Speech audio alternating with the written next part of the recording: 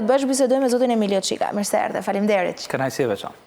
Nuk e di pse ka kaluar pa vëmendjen e duhur kjo çështje, megjithatë ndoshta ka të bëjë me realitetin tonë ku ne përqendrohemi tek deklaratat politike dhe tek SPAK-u, janë paralel. Sfidat politike janë gjithmonë më të rëndësishme. Edhe ato drejtësisë. Edhe ato të drejtësisë, sigurisht. Por kjo që po ndodh, që synon që nëpërmjet formave ligjore se do të hartohen, edhe diplomatët kalojnë në një test aftësie, edhe vetting mund të quajmë, se jemi mësuar vetting politik, vetting në radhë e policisë dhe tani vetting tek diplomatët. Ka hyrë si terminologji e cila është stabilizuar tashmë në jetën publike të Shqipërisë.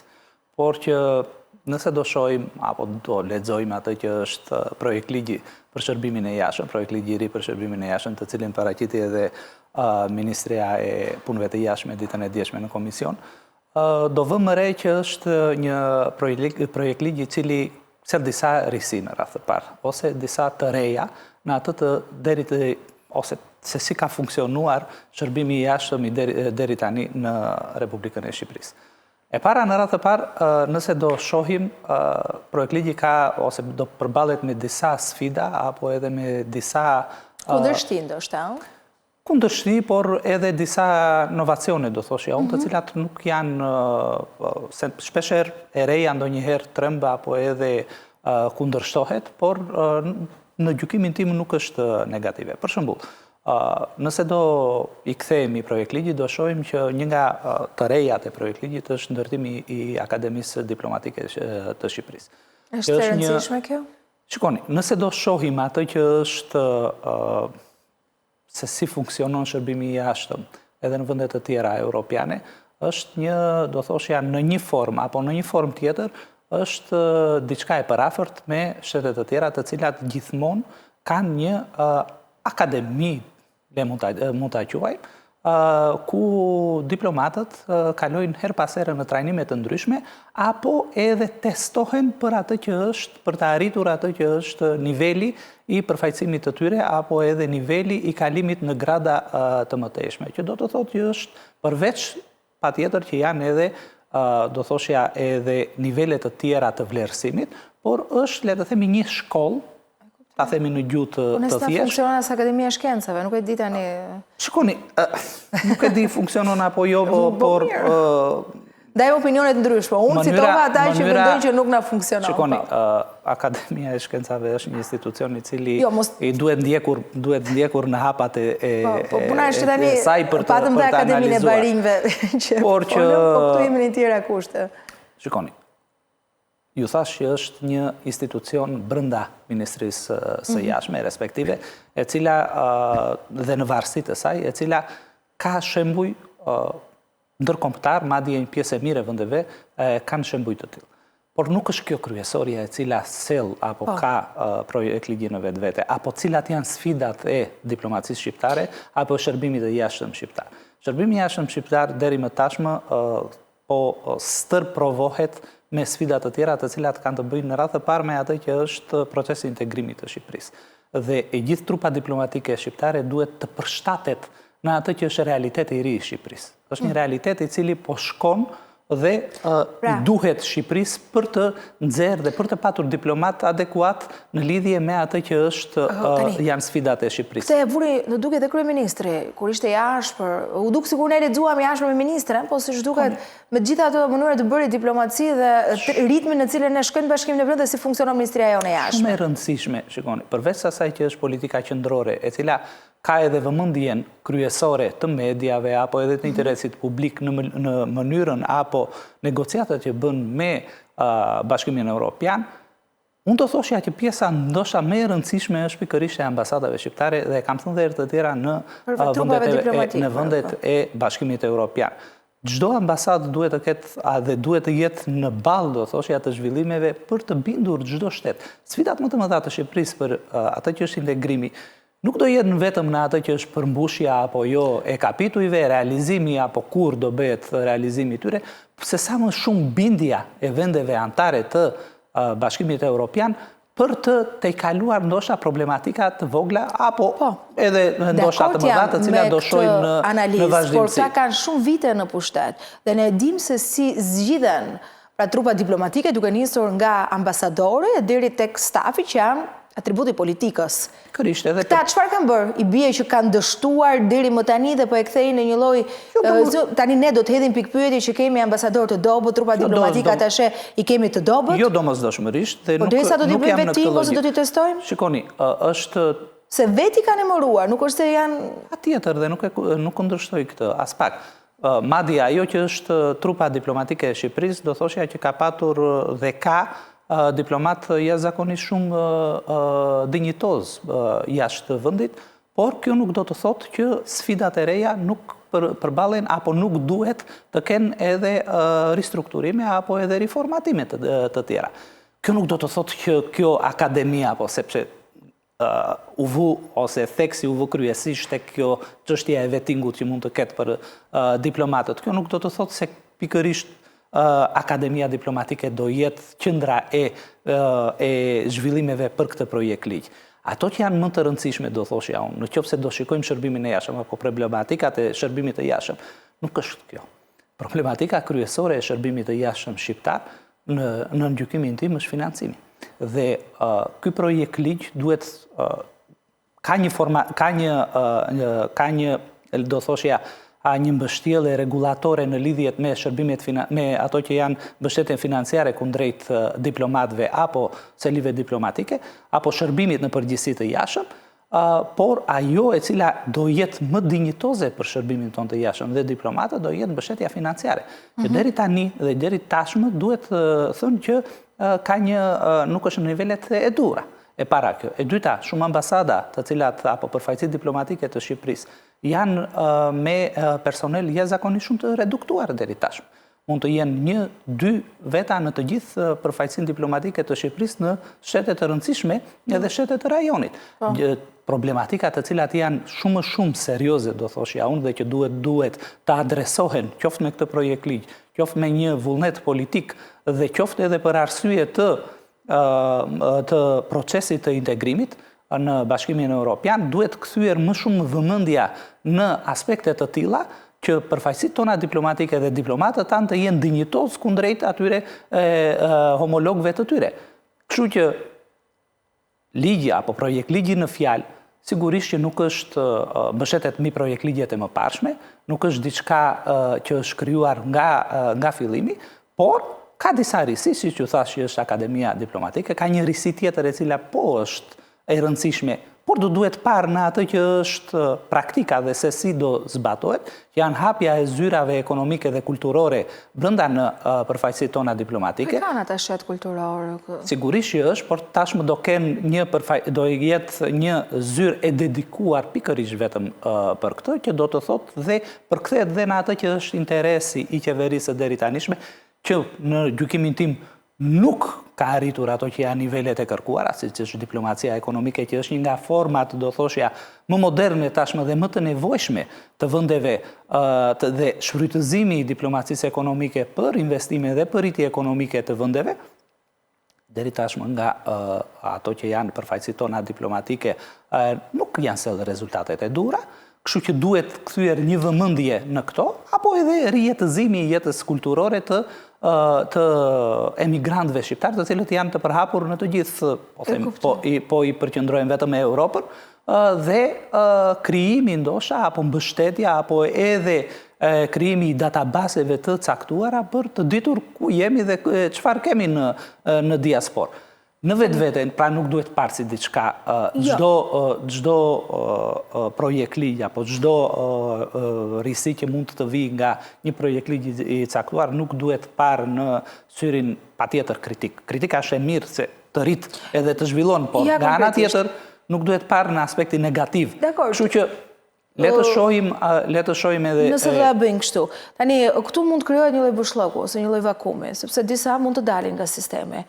Tani, se ndryshe s'do kishte nevojë për ta bërë një gjë. Është e nevojshme kjo, sepse tashmë edhe në ato që është trupa jonë diplomatike, ka diplomatë të cilët janë më shumë se kohën e dur në seli diplomatike dhe nuk janë rikthyer pas. Problemi është këtu tani. Kemi neve kapacitete me çfarë do të plotësohen këto përshllëqe? Se sigurisht çfarë standardi se që të heqësh dikë, duhet ta zvendësosh logjikisht me një që është më i aftë, dhe ti për këtë po e bën. Tani, me çfarë do të...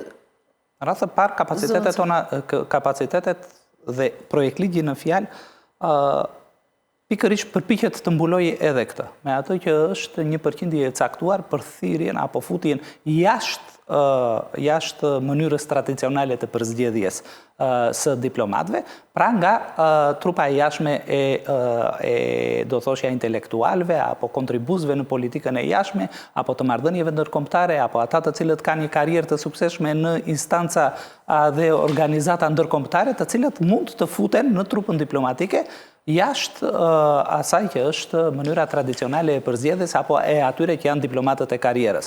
Kjo është pozitive. Ekziston dhe si shembull dhe në vende të tjera. Pra, nëse do shohim. Po i referohem Amerikës edhe pse nuk është shembull, do thoshja, më i përshtatshëm për të marrë, do shohim që diplomatët aty nuk janë patjetër pjesë e trupës së diplomatëve tradicionale apo e diplomatëve të karrierës, emërohen në bazë të edhe të specifikave të tyre të veçanta, por nuk e ka vetëm Shtetet e Bashkuara të Amerikës, edhe Europa e ka, edhe vendet e rajonit e kanë, të cilat kanë ose futin në ato që janë përfaqësitë e tyre dhe në shkallën më të lartë të ambasadorëve, janë persona ose përzgjedhin persona të cilat për arsye të marrëdhënieve shumë të ngushta me shtetet pritëse mund të shkojnë edhe mund të bëjnë punën respektive të ambasadorit në shtetet pritëse. Megjithatë, projekt ligji duhet analizuar, do thoshja unë, dhe është në proces analizimi në të gjitha komisionet dhe nën komisionet. Dhe sigurisht që mund të marri, sigurisht që do marri edhe ato propozime të cilat vinë nga opozita, apo edhe ndërhyrje të vinë nga opozita, të cilat sigurisht janë në një sy kritik pozitiv për të përmirësuar ato që është sistemi jonë i diplomacisë. Më ngacmon pra termi akademi, dhe bëm dhe një akademi politike. Me njëherë në këto zgjedhje të fundit, ku patëm një cilësi deputetësh që linte për dëshiruar, se këto da e themi publikisht, edhe ne konsumator, konsumojmë politikë dhe këtu jetojmë dhe votojmë. Jemi në fund të fundit të ndikuar nga vendimarrja e tyre. Pavarësisht se përpiqemi të jemi korrekt dhe të mos përfshihemi në çështje, por për shembull, vendi jon ka lënë shumë për dëshiruar me fjalimet e deputetëve, ose ka patur deputetë që s'kan artikuluar asnjëherë, ose që s'kanë çuar asnjë nisëm ligjore, por edhe kur kanë folur, kanë nxjerr perla. Fenomen jo i vetëm tanishëm, duhet thënë, është një fenomen që për fat të keq me të drejtë që legjislacioni shqiptar kur ndryshoi reforma, legislativi. Kur ndryshoi reforma për këtë u bë që mos vinin njerëz të cilët nuk kishin profil politik, etj, bën to listat e mbyllura. Atyre ka qenë debati më i madh, që vinin nga biznesi ose vinin njerëz të cilët mund të ishin me rekorde kriminale. Po, e kaluam këtë. Ama zgjedhjet e fundit, ose këto vitet e fundit, ta treguan që nuk është se ne kemi prodhuar njerëz që dinë të artikulojnë se ka një kontribut politik, por si pasojë e vullnetit këtu bë një pas gafave ty u bë dhe kjo akademia politike. Urojmë që projekt ligji në fjalë mos të mbështetet në eksperienca të tilla dhe të ketë eksperienca dhe t'japi produkte, se dhe pas i shkuan në akademi perla nxorën deputetët në parlament. Nëse do shohim nuk ndryshoi gjë.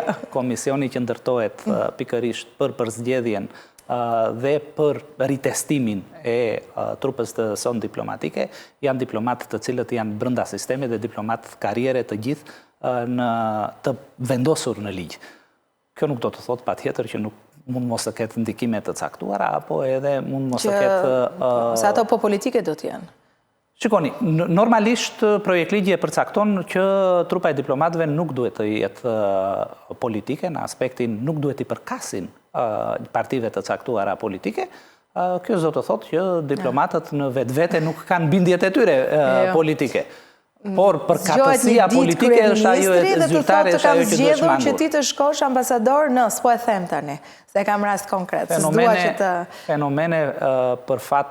Dhe kështu ka ndodhur. Edhe më herët, Ilir Meta, që ishte minister i jashtëm, vendoste kush do t'ishin atashet dhe kush do t'ishin ambasadorët. Pra, pushteti e ka vendosur, pra politika alternativa e zgjedhur. Kjo është e pashmangshme që pushteti ekzekutiv mos të ketë ndikim në atë që është përzgjedhja e trupës së diplomatëve shqiptar. Por, kjo duhet reduktuar sa më shumë dhe duhet të jetë brenda një kuadri përqindje të caktuar pikërisht dhe projekt ligji do ishte akoma më mirë në filtrat të cilat po kalon, të jetë sa më qartë dhe të formulohet sa më qartë në mënyrë që ndikimi politik të jetë sa më i vogël dhe që përzgjedhja e figurave sa më të përshtatshme të jetë më e duhura. Akoma më shumë, ju thash, kemi një sfidë jashtëzakonisht shumë të madhe. Bindja e vendeve anëtare është më e rëndësishmja. Ne deri tashmë jemi brenda një kuadri të caktuar të asaj që është atij që është vullneti i Bashkimit Evropian. Kemi sfida shumë të mëdha me Bashkimin Evropian. Dhe sfida të brendshme të Bashkimit Evropian, ku shtetet të caktuara do jenë si në zgjedhje politike të brendshme të tyre, si edhe kemi zgjedhje që janë zgjedhjet e Parlamentit Evropian, dhe zgjedhje politike të Bashkimit Evropian, të cilat mund të kenë rikonfigurime jashtëzakonisht shumë të rëndësishme, duke patur parasysh atë që është trendi deri tanishëm i zhvillimeve politike në vendet e Bashkimit Evropian, ku shkojnë drejt në shumicën e rasteve të paktën, drejt të djathës, nuk do thoshja ekstreme, po të djathës e cila është kritike edhe për zgjerimin në Bashkimit Evropian në të rësi.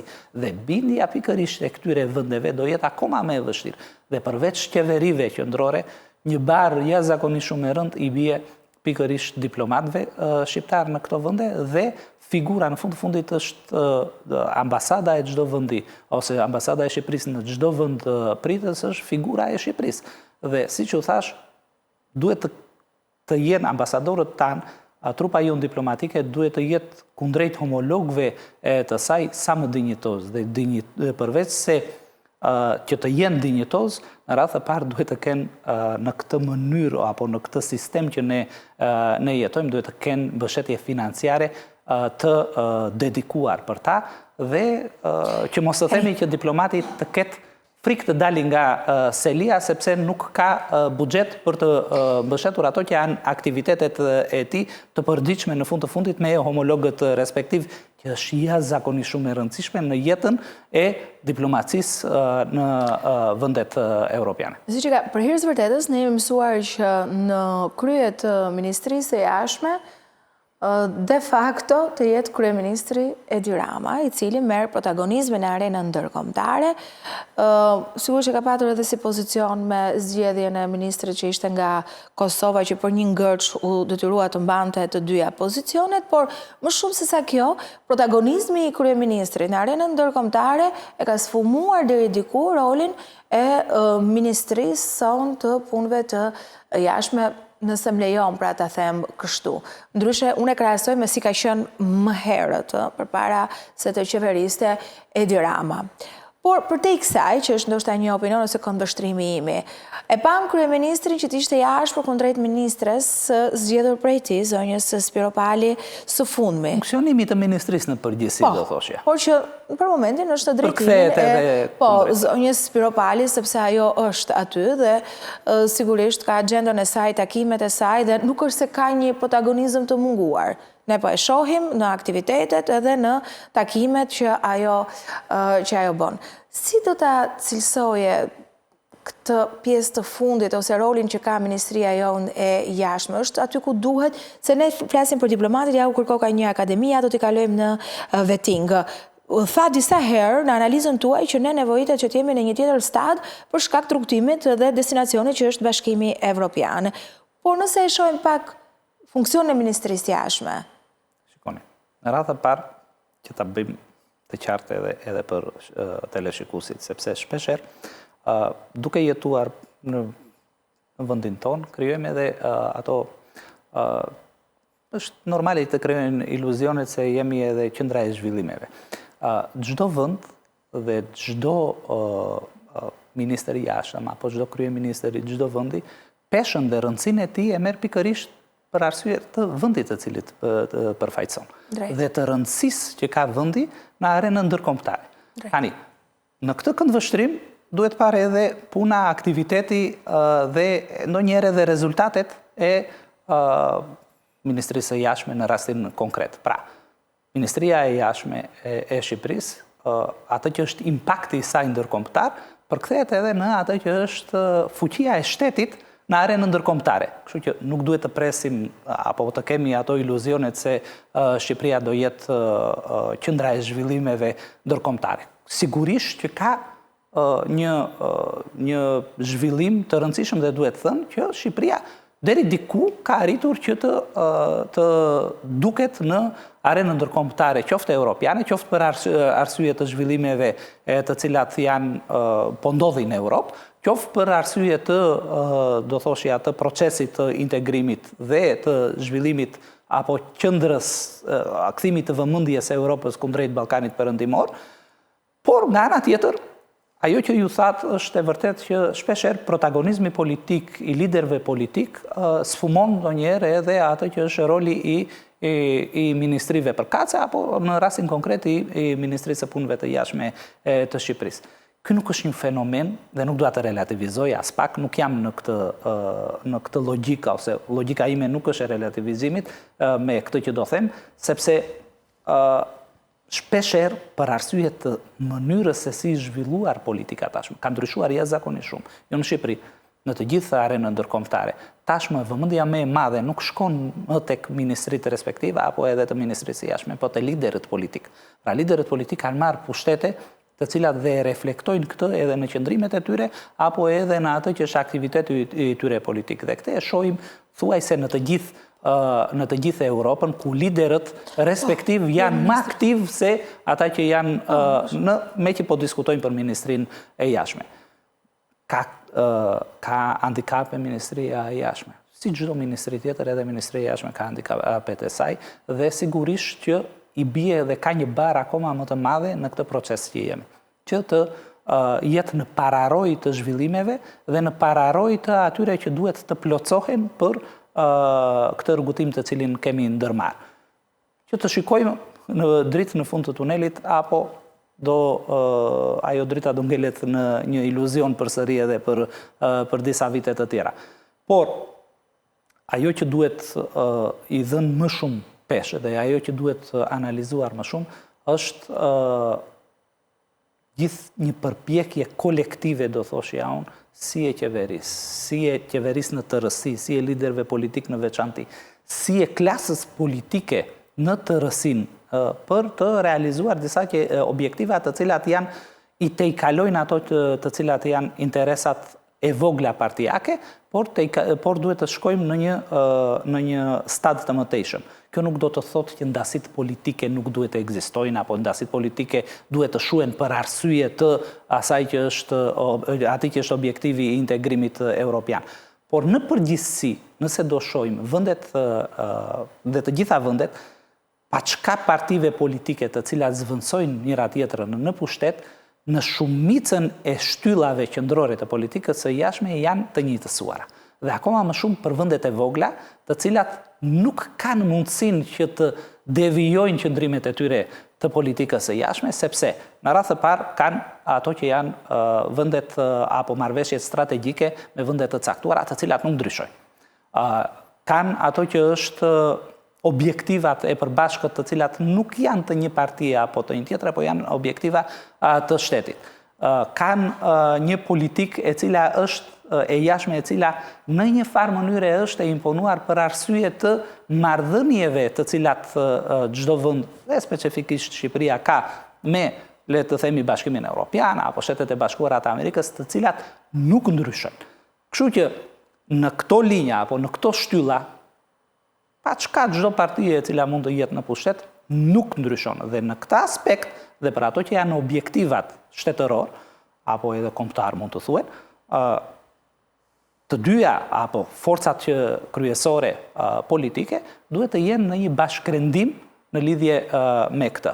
Pastaj, ato që janë përfitimet politike dhe ato të cilat janë protagonizmi politik, sigurisht që shpeshherë i shkon atij që është në pushtet. Pra, çdo parti që është në pushtet, çdo kryeministri që është në pushtet, përpiqet që të marri nga ajo që është rëndësia ndërkombëtare e vendit dhe për t'i atribuar, do thoshja, pushtetit politik apo edhe pushtetit ekzekutiv momental i cili është në Shqipëri. Teksa ju po flisnit për geopolitikën, mua më shkoj mendja një çështje e nxehtë, dhe si profesor i marrëdhënieve ndërkombëtare nuk e kisha parashikuar, por do ta bëj si pyetje.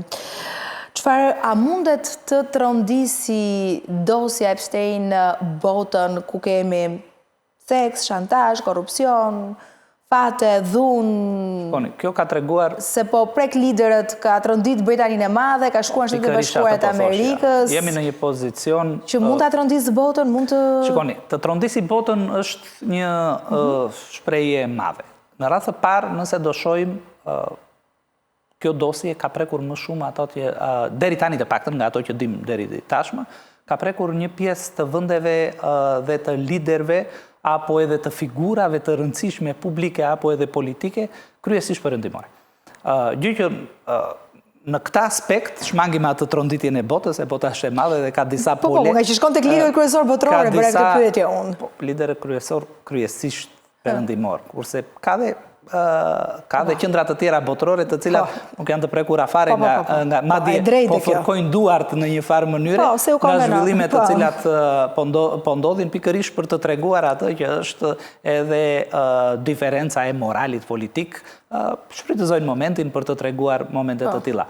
Por është e vërtet që ka zhvillime të tilla shumë të rëndësishme, të cilat në vetvete, siç e thatë edhe ju, qeveria britanike është thuajse në një presion të vazhdueshëm dhe kryeministri britanik në një presion të vazhdueshëm për të dhënë dorëheqjen nga posti i tij për arsye dhe shohim dita ditës që figura të rëndësishme, qoftë administrative, politike, në mbështetje të tij, akoma edhe më shumë, janë në proces dorëheqjeje në mënyrë që të ruhet pushteti momental i kryeministrit britanik dhe që mos të shkoj deri në pikën e rënies së qeverisë në Britani. Akoma më tej, duhet thënë që ka disa teori se pse dhe çfarë dhe cili ishte roli pikërisht i personazhit në fjalë, ka qëndrime të atyre që ka qenë pjesë e shërbimeve të inteligjencës të njërit apo të një vendi tjetër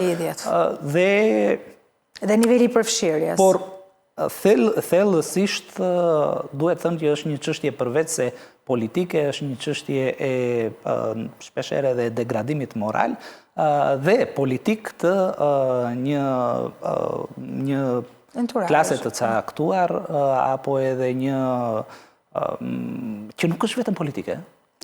Është në të gjitha dimensionet, duhet thënë, të jetës publike në disa vende, dhe përfshirja atyre akoma më shumë, siç e shohim, janë edhe në Europë dhe në figura të cilat kanë patur apo në një farë mënyre kanë kaluar tangent qoftë me rolin e tyre politik në Shqipëri apo edhe në rajon. Kështu që kjo zot thotë se ka patë ndikime në ato që janë zhvillimet politike të rajonit apo edhe të Shqipërisë, por tregon që figura politike të cilat mëse të respektuara për kohën, për momentin, janë në fund të fundit tregojnë edhe ato që është dobësia morale apo edhe njerëzore, në fund të fundit shpesher figurat politike i shohim si diçka të veshur me një aureol ndryshe, por në fund të fundit tregojnë që janë njerëz dhe me ato që janë edhe mëkatet njerëzore. Ke hyri, ke parë ato videot? Të them të vërtetën, më shumë kam lexuar se çfarë kam parë dhe kam përzgjedhur pikërisht mos të shoh se sa të një ikonë sa 1000 fjalë. Shpeshherë dhe jam përpjekur të ato se çfarë thon ata që i kanë parë edhe shkollajt marrësh vendimare për të qëndruar larg për mos i parë ato se shikoni, për fat të keq. Prandaj kisha këtë pyetje gati si personale, që ja ke mundur që ti shikosh. Për fat të keq, fenomene të tilla, ndoshta jo në nivel të tillë, por në nivele më të vogla, të cilat mbështeten ato që janë shpeshherë dobësit njerëzore, kanë ekzistuar dhe kanë sjellë edhe kriza apo edhe problematika politike jashtëzakonishme me dimensione të rëndësishme për vende të caktuara ku ka ndodhur respektivisht. Dhe shpeshherë pikërisht dobësia njerëzore është ajo që shfrytëzohet në raste të tilla edhe për figurat publike apo politike. Shqipërinë në këtë përfshirjen edhe në ato rreshta që përmende. Shikoni, Shqipëria është Ose kush janë shqiptarët e lidhur me eksponentë? Pa prekur në këtë, të paktën nga ato që kemi deri tani, se priten në të njëjtën kohë po aq ose më shumë të dhëna të tjera, të cilat flasim me miliona faqe, të cilat ende këto 3 milionë të para nuk po i lexojnë dhe nuk kanë arritur që ti lexojnë të gjitha, por që Shqipëria është larg në kuptimin qoftë në aspektin e ndikimit, qoftë në aspektin e ndikimit publik apo politik, të figurave politike të cilat nuk kanë patur një kontakt me të drejt për drejt me personazhe në fjalë, kështu që në një formë tangente është prekur, por që s'ka ndikime të drejt për drejta dhe uroj mos të ketë ndikime të drejt për drejta në atë që është jeta publike shqiptare. Unë të falenderoj që më bashkove sot në një bisedë që e nisëm në fakt me disa ndryshime që kërkonin vëmendje në gjykimin tim, por që dhe për këtë komentin e fundit që është çështje botërore sot. Ju falenderoj. Nëse që të patë në studio, gjithçka është edhe në faqen tonë zyrtare, mcn.tv.al. Ja ku janë edhe disa nga detajet sa i takon pra zhvillimeve, sepse sigurisht aty të gjeni edhe lajmet e minutës së fundit.